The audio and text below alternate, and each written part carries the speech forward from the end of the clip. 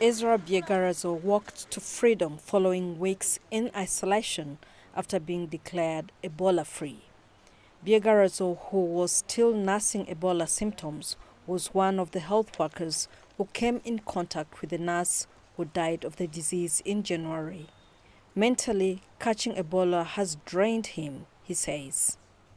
The psychosocial support that I received from the team you have just seen here, of course, at some point, I felt life was going.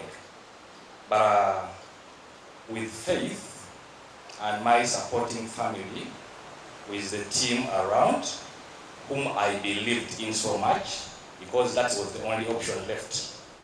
7 other survivors were also discharged, but more than 100 people remain under strict monitoring in various facilities in the country.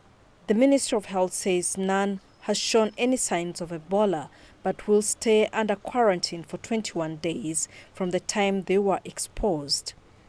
The Ministry of Health is urging the public to remain vigilant and report any suspicious cases as public health risk communication and community engagement continues.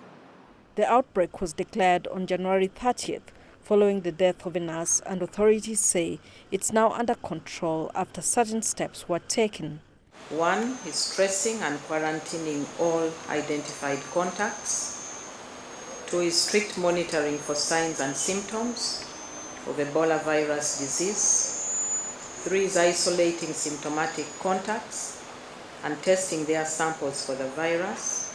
The World Health Organization has been providing technical and financial support to the East African country. And as more people walk out of isolation, communities have been implored to be welcoming as they are no risk to public health. There is need to continue working with communities to support the survivors to successfully reintegrate into their communities and live normal lives like before. Ebola is a severe and often fatal viral disease that spreads through direct contact with infected body fluids and contaminated objects. Symptoms include fever, fatigue, headache, restlessness, vomiting, and unexplained bleeding. Isabel Nakiria, CGTN Kampala, Uganda.